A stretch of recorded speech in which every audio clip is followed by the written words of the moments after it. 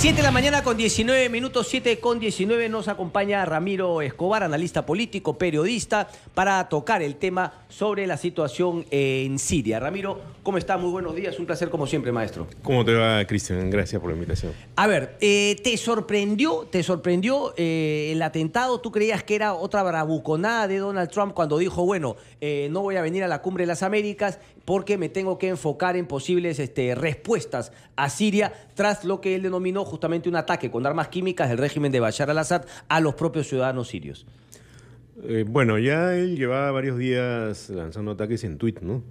En Twitter, lanzando tweets amenazantes, diciendo algo incluso para mí muy desagradable, como voy a lanzar misiles bonitos e inteligentes, como si esto fuera un juego, ¿no? Entonces, era previsible que el ataque se iba a producir, no fue tan sorprendente, era inminente. Tampoco creo que era sorprendente que el ataque fuera corto. Me parece que no estaba dentro de los planes de Estados Unidos lanzar un ataque sostenido por meses, ni siquiera por semanas o días. Probablemente por días sí, pero no por semanas, porque ellos son conscientes de que involucrarse en una conflagración o más grande o en un enfrentamiento directo con Rusia puede tener consecuencias para su imagen y puede generarles un problema que va a ser difícil de manejar luego. ¿Te sorprendió que lo acompañe Francia y el Reino Unido? Francia un poco, porque pensaba yo que Macron iba a ser una persona más independiente frente a lo que ocurrió. Mitterrand, cuando George W. Bush ataca a Irak, Mitterrand toma algo de distancia. ¿No? Macron no logro todavía entender bien por qué. Quizás porque no le interesa tener malas relaciones con Donald Trump. El Reino Unido sí, tradicionalmente siempre ha estado muy ligado a Estados Unidos, tanto en épocas laboristas como en épocas conservadoras. Lo acompañó en Irak, lo acompaña siempre en ese tipo de decisiones. Francia también ha reaccionado, sobre todo cuando se trataba de ISIS, porque ISIS ha atacado posiciones francesas en el África y ha producido atentados en el territorio francés. Pero en este caso no se trataba de atacar a ISIS, se trataba de atacar al gobierno de Bashar al-Assad. Entonces, puede ser que Emmanuel Macron esté tratando de llevar la fiesta en paz con Estados Unidos y haya sido consciente o haya visto que el ataque iba a ser puntual, rápido y sin mayores riesgos. No sé si en un ataque a más largo plazo lo acompañaría, ¿no? Ok, a ver, lo que se está cuestionando, no solamente obviamente está la posición, obviamente de estos tres aliados y obviamente de la contraparte, es decir, Siria, seguramente Irán y Rusia, ¿no? Que podría ser justamente la contraparte, pero obviamente en el medio muchos también cuestionan, algunos dicen, por ejemplo, Justin Trudeau de Canadá dijo que él estaba de acuerdo finalmente que tenía que haber una represalia al uso de armas químicas, pero otros plantean justamente que se ha violado la ley internacional. ¿Tú en qué lugar te paras? ¿Crees ¿Te parece que ha sido un abuso, ha sido una violación al derecho internacional este ataque conjunto de Estados Unidos, el Reino Unido y Francia contra Siria? Mira, yo estoy con la posición de la Cancillería peruana, ¿no? Que me parece muy interesante, ¿no? ¿Qué es exactamente? Que es condenar el uso de armas químicas, pero también pedir llamar a los actores para que actúen dentro del derecho internacional, que es una manera de decir, mire, nosotros no estamos de acuerdo con que se produzca un ataque de ese tipo si no hay autorización del Consejo de Seguridad. A mí me pareció muy interesante, una posición autónoma, una posición no dependiente de las grandes potencias, una posición además que aboga por la paz de manera efectiva. Sí. Yo estaría en esa posición. Es muy difícil, Cristian, o sea, lamentablemente en estos días se da una situación que a mi juicio es un poco ridícula, ¿no? No todas las personas, pero algunas personas que son de izquierda se ven obligadas a defender al Assad porque se trata de Estados Unidos. Y otros que son de derecha, digamos, tienen que condenar al Assad porque supuestamente está con la izquierda y tienen que defender a Estados Unidos porque Estados Unidos está defendiendo la democracia en Occidente. Es absurdo. O sea, estamos hablando de dos actitudes fuera de la ley y violentas. O sea, usar misiles y usar armas químicas son actividades, son acciones que no van a producir ninguna bonanza ni paz a los pobladores sirios que están muriendo por decenas y por miles. Entonces, esa trampa ideológica a mí me parece francamente tonta. Sí, ¿no? siempre las trampas ideológicas nos ponen en esa situación, ¿no? Pero digamos, independientemente de las posiciones de gente vinculada a derecha o izquierda, la posición peruana, digamos, no es un tanto cómoda porque sabemos que en el Consejo de Seguridad tiene que ser por, digamos, o sea, no uno plantea uno y basta solamente un voto finalmente para darse el veto, el famoso veto en el Consejo Nacional, en el Consejo de Seguridad de Naciones Unidas. Por lo tanto, quedaba claro que cualquier intento de Estados Unidos o Francia iba a ser obviamente vetado por Rusia, que también se encuentra en el Consejo de Seguridad. O sea, claro, eso nos lleva a un tema de fondo que es la necesidad de reforma de Naciones Unidas y ese Consejo de Seguridad que ha quedado pues prácticamente en desuso tras el cambio, pues, ¿no? del escenario mundial tras la Segunda Guerra Mundial. Pero, digamos, ¿no era un poquito un saludo a la bandera decir que el Consejo de Seguridad se debió pronunciar, teniendo en cuenta que Rusia una y otra vez ha vetado este tema? Bueno, mira, ha pasado lo contrario, ¿no? Porque fueron al Consejo Rusia para, digamos, condenar este tema y obviamente tampoco se pudo llegar a ninguna resolución. Bueno, la estructura del Consejo de Seguridad es algo que estaba cuestionado hace muchos años. Correcto. Yo conocí una chica acá en el Perú que estaba haciendo una tesis sobre eso, ¿no? Supongo que luego la sustentó. Japón ha pedido entrar, Brasil ha pedido entrar, India ha pedido entrar, incluso han pedido entrar como... Alemania mete un montón de billetes a Naciones Unidas y al mundo entero y claro, es el malo en la Segunda Guerra, por lo tanto Claro, no iba a estar... Alemania yo creo que es más difícil que entre ¿Por qué? por el pasado de la Segunda Guerra, ¿no? Pero digamos Japón también, entonces. Después claro, de pero o sea, se pueden mover, digamos, en esa lógica, pero incluso la India está pidiendo la posibilidad de entrar como, ojo, miembro permanente, pero no con derecho de veto, aunque sea eso, ¿no? Lo que pasa es que la manera como está estructurado el Consejo, ¿no?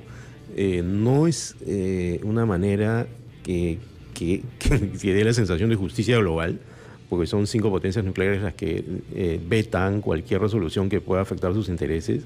Estados Unidos siempre veta resoluciones que afecten a Israel. Rusia veta resoluciones que afecten a Siria.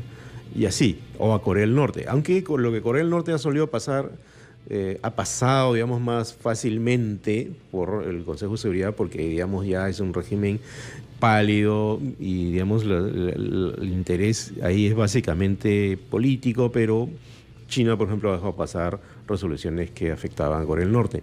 Sin embargo, en este tema, en el sirio, creo que Rusia va a defender férreamente a Siria, porque es una ficha que tiene en Oriente Medio. ¿Cuál es la importancia de Siria para Rusia en Oriente Medio, Ramiro? ¿Por qué defenderlo tanto? ¿Por qué exponerse así por la defensa del régimen de Bashar al-Assad? Bueno, Siria tiene una base militar, hasta 2 bases militares en Siria. Bases militares que le permiten tener influencia en Oriente Medio, mirar hacia el Mediterráneo que está frente a Europa, ¿no? Siria compra armamento militar a Rusia, ¿no? Entonces, para ellos es una ficha importante en el ajedrez político regional de esa zona que es tan importante.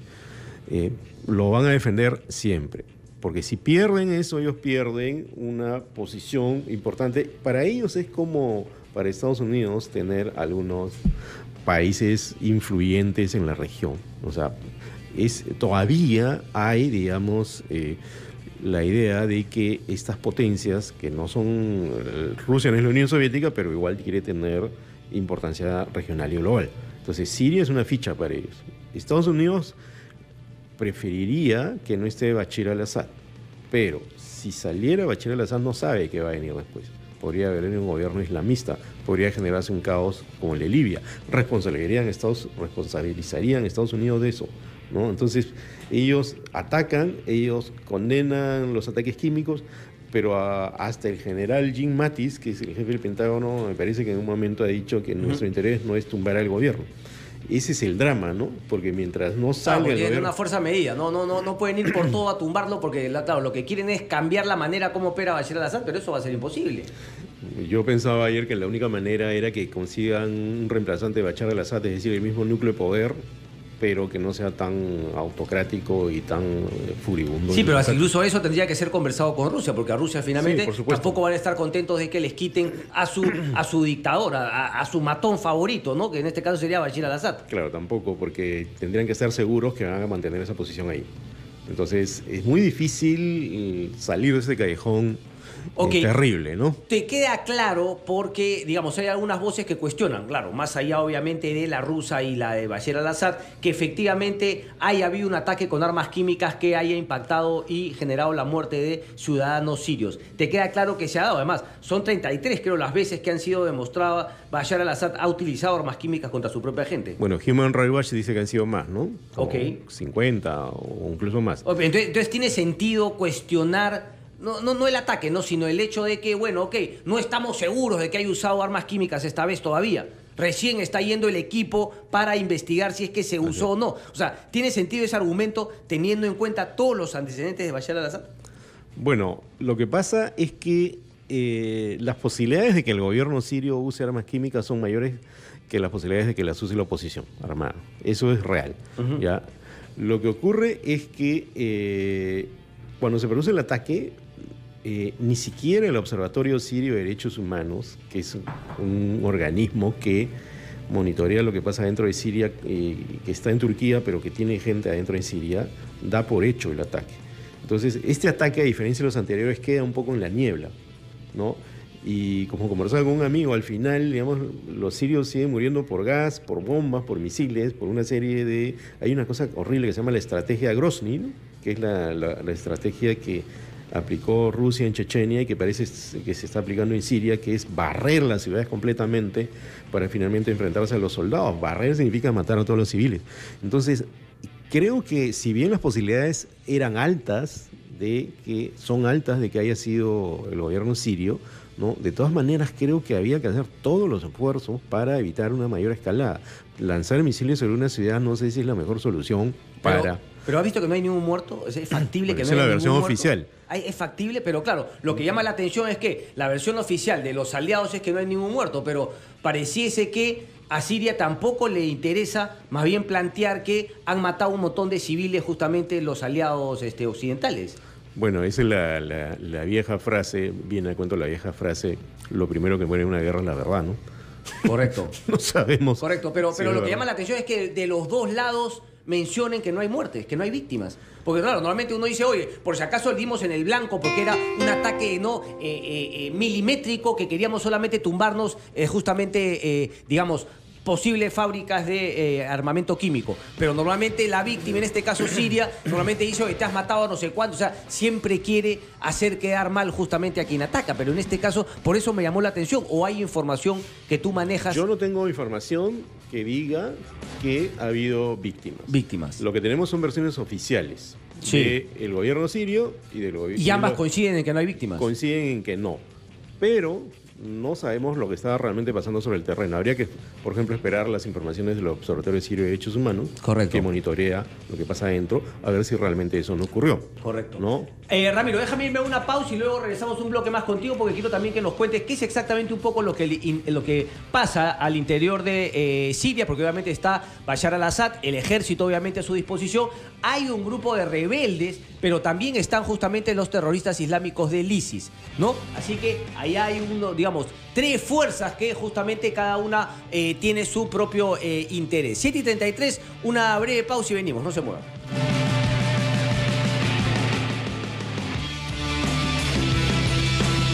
Seguimos conversando con Ramiro Escobar, profesor de Relaciones Internacionales en la Universidad Ruiz de Montoya, columnista de La República, La Mula, pero también estamos enlazados telefónicamente con analista político Farid Kajat, quien también tiene una columna los domingos en el diario El Comercio. Justamente sobre este tema ayer escribía algunos alcances sobre el bombardeo. Farid Kajat, muy buenos días, gracias por atendernos. De nada, buenos días. Farid, a ver, tu análisis, por favor, respecto de la legitimidad o no de este ataque de Estados Unidos, Reino Unido y Francia, y si es que te sorprendió el ataque, teniendo en cuenta que Trump ya venía con algunos tweets, incluso ese fue su argumento para dejar de venir a la Cumbre de las Américas, y sobre todo si es que te sorprendió que lo acompañe en esta aventura, vamos a llamarla así, Francia y el Reino Unido.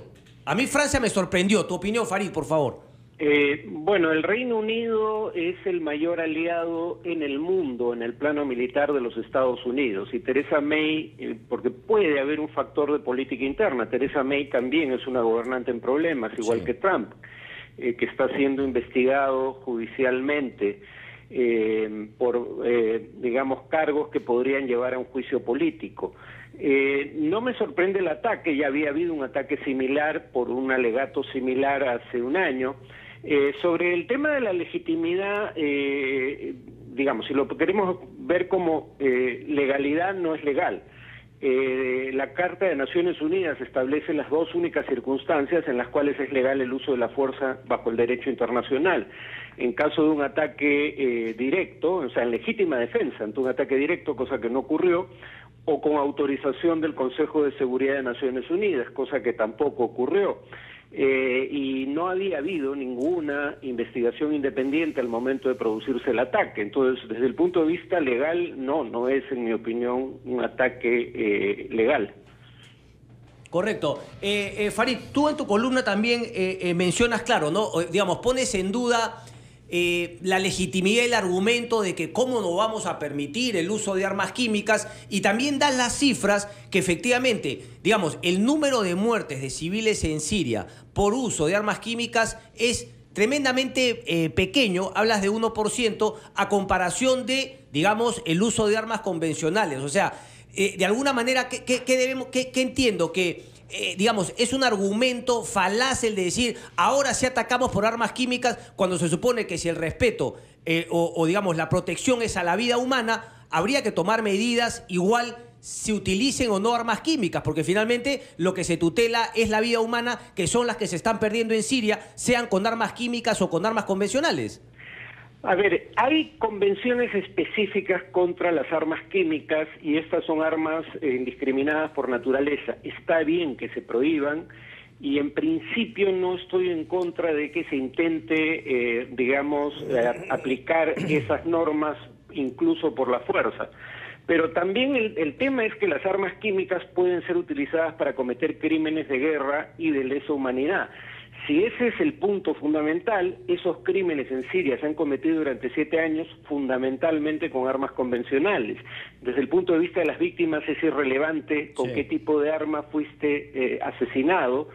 El cálculo, no es un cálculo a ojo de buen cubero, pero el cálculo que he hecho, digamos, viendo las cifras, es que aproximadamente 98 a 99% de las víctimas civiles de este conflicto fueron asesinadas con armas convencionales. Algunas de ellas, la gran mayoría por el régimen sirio, pero algunas de ellas también por Estados Unidos y sus aliados, y estamos hablando de miles, ¿no? Entonces, lo que yo juzgo aquí es la motivación, si la motivación fue única y exclusivamente humanitaria, y claramente, en mi opinión, ese no es el caso.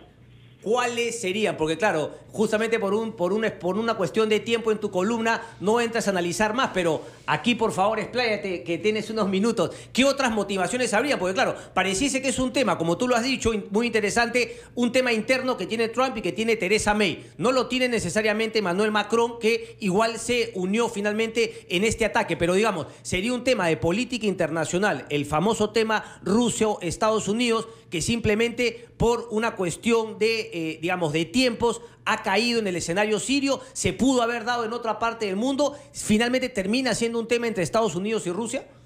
Bueno, por ejemplo, Israel fue acusado de usar fósforo blanco en Gaza en 2014, eso equivaldría al uso de armas químicas dependiendo del contexto, pero no se investigó.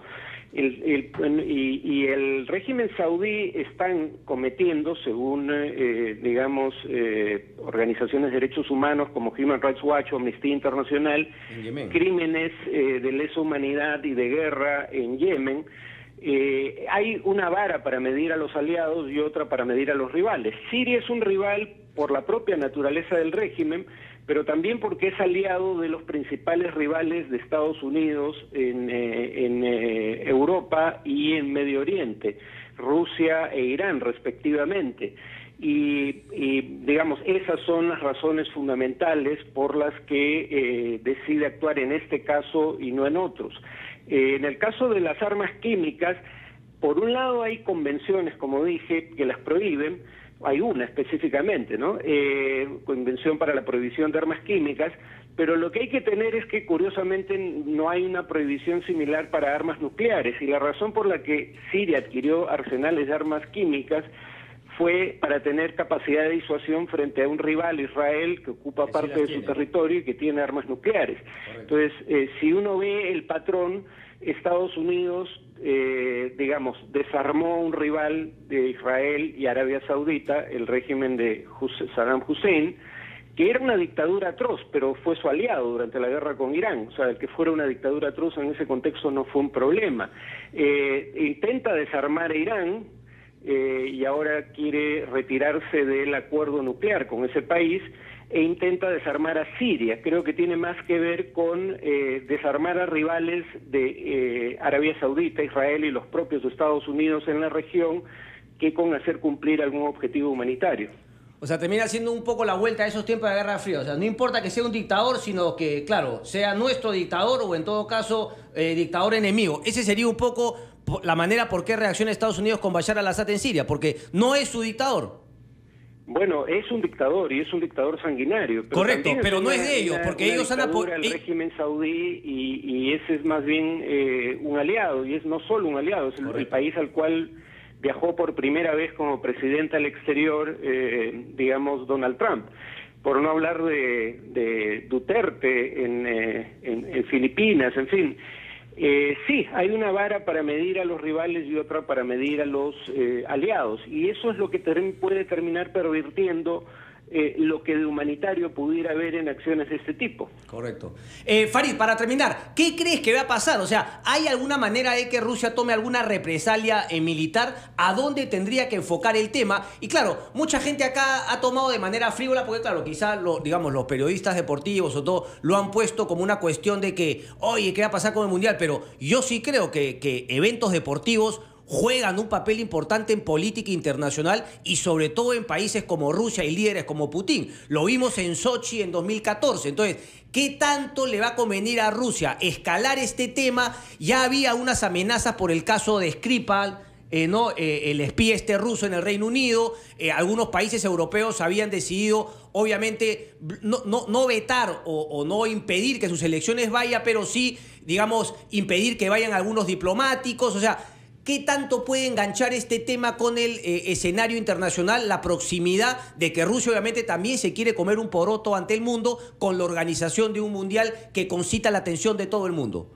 Bueno, Putin, que no es santo de mi devoción, yo no creo que las elecciones rusas, por ejemplo, fueran libres y democráticas, pero Putin decía algo que sí me parecía sensato. Este año en Rusia no solo había el Mundial, había elecciones presidenciales. Sí. No era precisamente el contexto propicio para causar, digamos, controversia internacional que pudiera afectar ambos procesos, y en particular ahora que ya pasaron las elecciones, el Mundial. La otra cuestión a tener en cuenta cuando se habla de Guerra Fría es que Rusia no es ni por asomo la Unión Soviética. Buen punto. La Unión Soviética tenía tropas en el centro de Alemania, por ejemplo, en Berlín. Sí. Rusia no tiene virtualmente aliados militares, y la Unión Soviética era la segunda economía del mundo y representaba la mitad de la economía de Estados Unidos. La rusa es la 12ª economía del mundo y representa menos del 10% de la economía de Estados Unidos. Entonces, esta idea de que Rusia está en una campaña agresiva contra Occidente no es, en mi opinión, cierta. O sea, los medios de Putin pueden ser brutales, pero Putin está intentando proteger un entorno que Rusia, digamos, había controlado desde tiempos de la Unión Soviética, las antiguas repúblicas soviéticas, y Siria, que son los países donde tiene bases militares. Solo son algunas exrepúblicas soviéticas, Siria y Vietnam. En ese sentido, la motivación rusa es defensiva. Los medios no necesariamente lo son, pero estamos hablando de una guerra en Siria, un país que históricamente ha sido aliado ruso, sí, o en Ucrania, que fue parte de la Unión Soviética, fue gobernada desde Moscú. Entonces, no es que Rusia esté entrando en territorio que ha estado históricamente bajo influencia occidental, sino lo contrario, defendiendo en donde ellos siempre han tenido influencia. Así es. Correcto. Entonces, ¿no crees que vaya a haber una escalada? Obviamente Rusia se intentará seguir apoyando a Siria, pero dentro de esas barreras defensivas. Digamos que lo que más que están dispuestos a hacer y que han intentado hacer en esta ocasión es tratar de interceptar los misiles que se lancen contra Siria. Correcto. Pero no va a lanzar una campaña ofensiva contra las potencias occidentales. Correcto, correcto. Farid, un placer como siempre. Muchas gracias. De nada, hasta luego. Farid Kajat, analista internacional. Regresamos justamente con Ramiro, el último bloque, para cerrar el tema y que nos cuente un poquito más sobre la situación en Siria. Venimos.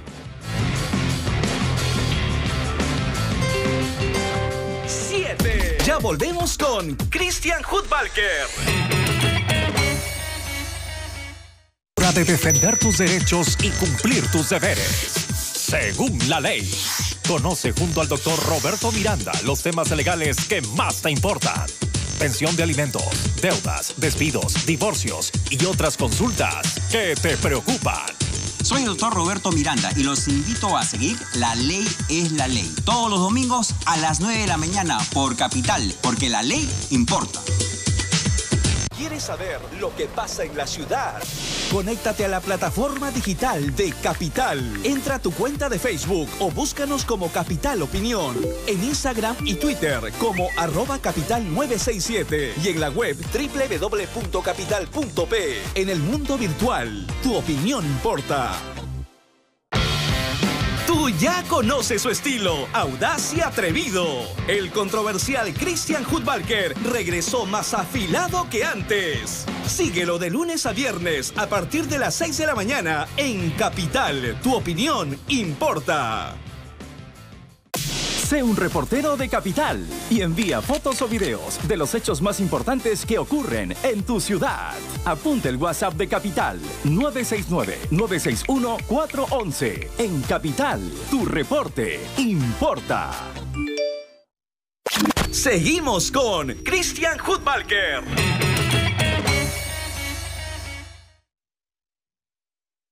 Gloria y Bacchus. 7:49. Seguimos con Christian Hudbalker.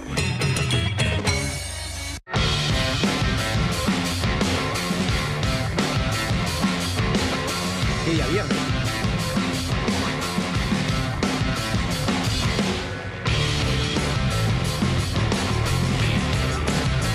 Bien, 7 de la mañana con 50 minutos, 7:50. Seguimos en Radio Capital el lunes 16 de abril. Habíamos escuchado a Farid Kajat. Estamos con Ramiro Escobar, profesor de Relaciones Internacionales de la Antonio Ruiz de Montoya. Ramiro, a ver, un poquito coincides con lo que plantea Farid. O sea, claro, el tema de no hay la misma vara y que obviamente tampoco nos asustemos de que Rusia pues no va a intensificar, no vamos a entrar a una guerra nuclear, ni mucho menos como algunos planteaban el día viernes, tercera guerra mundial, etcétera, etcétera. Bueno, te vacilas.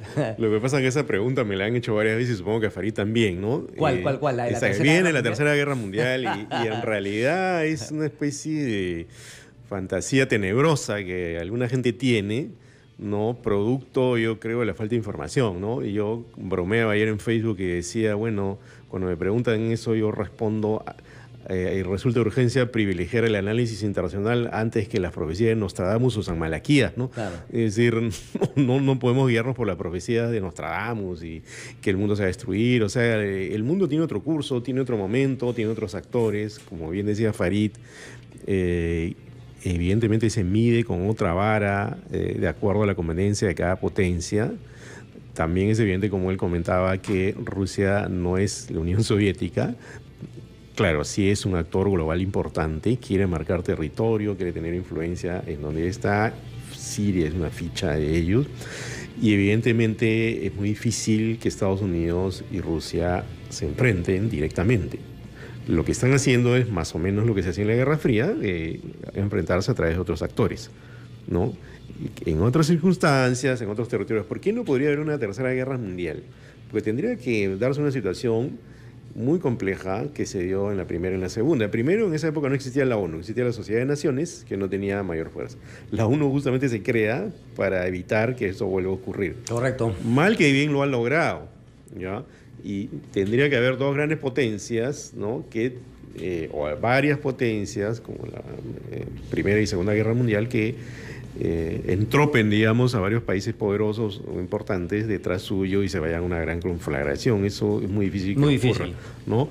Pero sí creo que puede haber escaladas peligrosas en esta zona, que puede en algún momento haber una tensión preocupante, pero esto que comentaba yo hace un rato, de la inconveniencia para Estados Unidos y para Rusia de que salga Bashar al-Assad, es lo que creo que frena esa posibilidad y aumenta la desgracia, ¿no? Porque no hay forma visible de salir por el momento, ¿no? Pero es increíble, ¿no? Porque, claro, o sea, ha sido histórico, ¿no? Que finalmente no pasa por tumbarse a un dictador, se pasa por, bueno, algunos decían plantar esa semilla de la democracia en Oriente Medio. Mucha gente se ilusionó con el tema de la primavera árabe, pero queda claro que no, y queda claro que lo peor que le puede pasar a estas zonas del mundo, y me imagino que en muchas partes del mundo que no tienen una cultura democrática, es justamente el vacío de poder, porque normalmente el vacío de poder, como lo demostró Irak, es lo peor que pasa y lo que finalmente enerva más la sociedad y genera más violencia.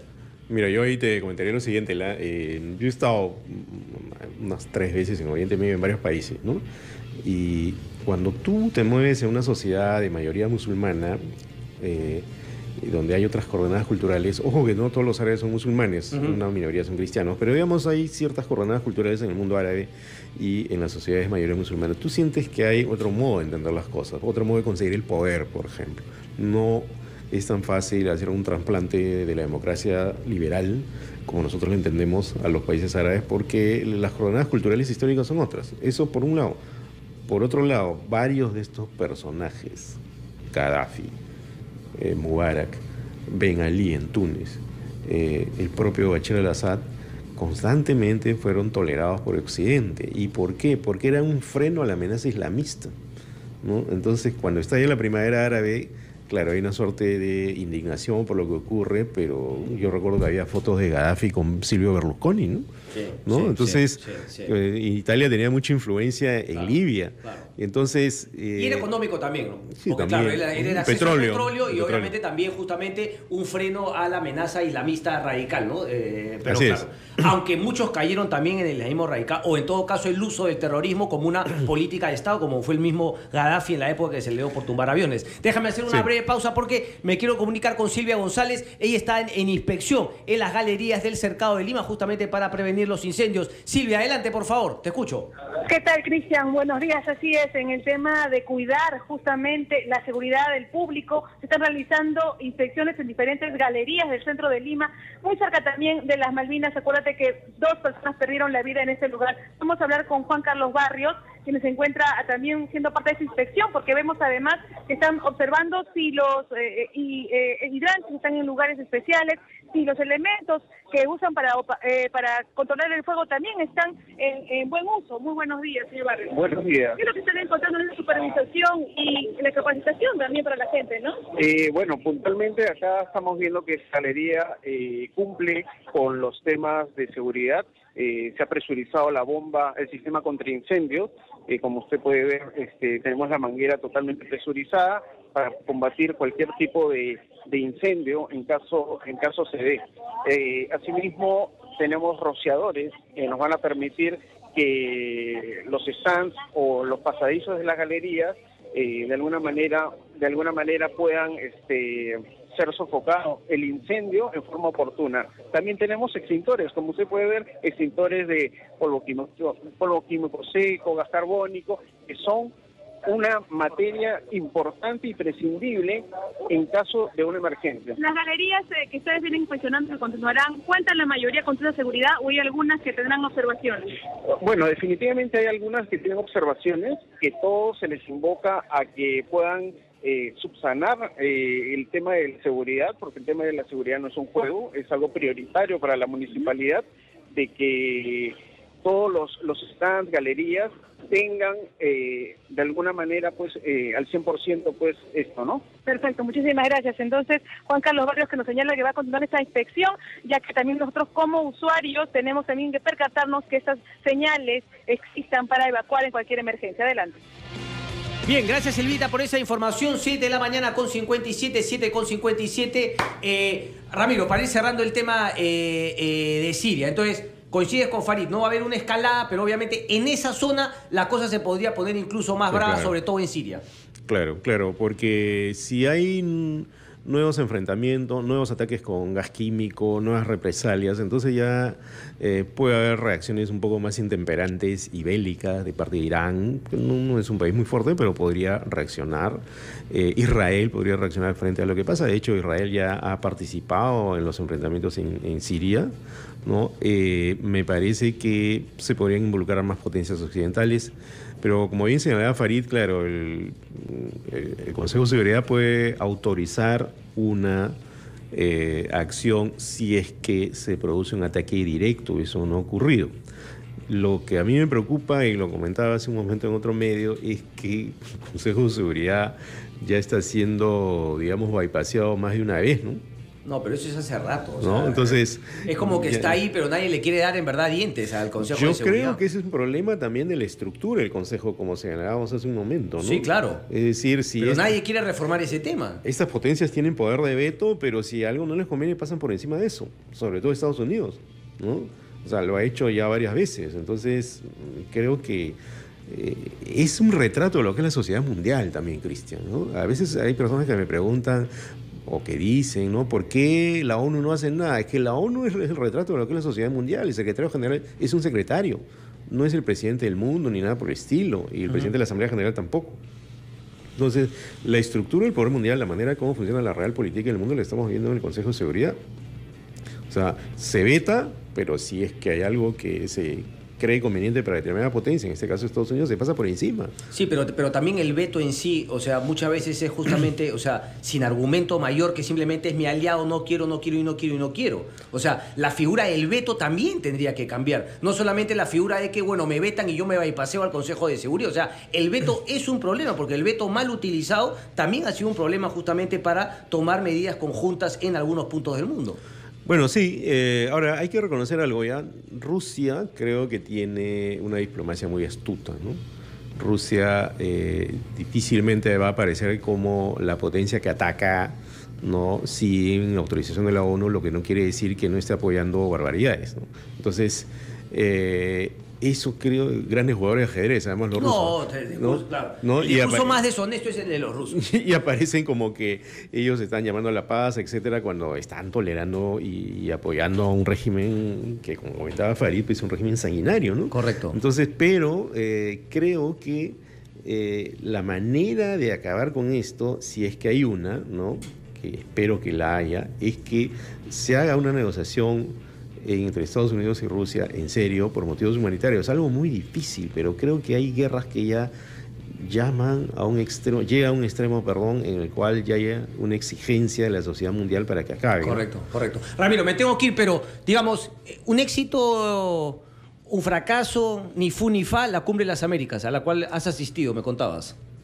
Mira, los 57 puntos en la lucha contra la corrupción, ¿son aplicables? ¿Hay cosas concretas que pueden ayudar? Mira, yo he escrito en La Mula un post, una columna sobre ese tema, y lo que digo es, hay que revisar cada uno de los puntos y vas a encontrar cosas interesantes, ¿no? Si se cumplieran, viviríamos en una sociedad regional mucho más democrática, mucho más anticorrupción, etc. Lo que ocurre es que cada gobernante va a su país y, dependiendo de las coordenadas políticas internas, hace o no hace ciertas cosas. Hay una parte, por ejemplo, Cristian, en que se habla de dar una educación cívica contra la corrupción a lo largo de la vida. Esas son las palabras que ponen.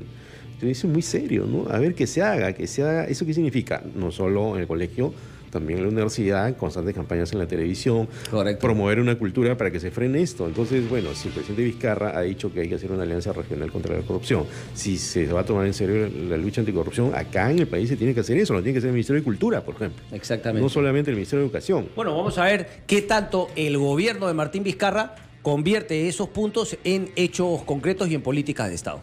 Así es, y creo que puede hacerlo porque a diferencia de otros gobiernos, él mismo no está tan involucrado o no está involucrado en el caso de Lavallato. Como así pasa con Michel Temer y con otros presidentes. Sí, con muchísimos más. Ramiro, un placer como siempre. Ramiro Escobar. Gracias a ti. Lo encuentran en La República y también en La Mula, profesor del Antonio Ruiz de Montoya. Un placer, Ramiro. Hasta pronto. Una breve pausa, 8 en punto de la mañana. Vienen los titulares. Venimos.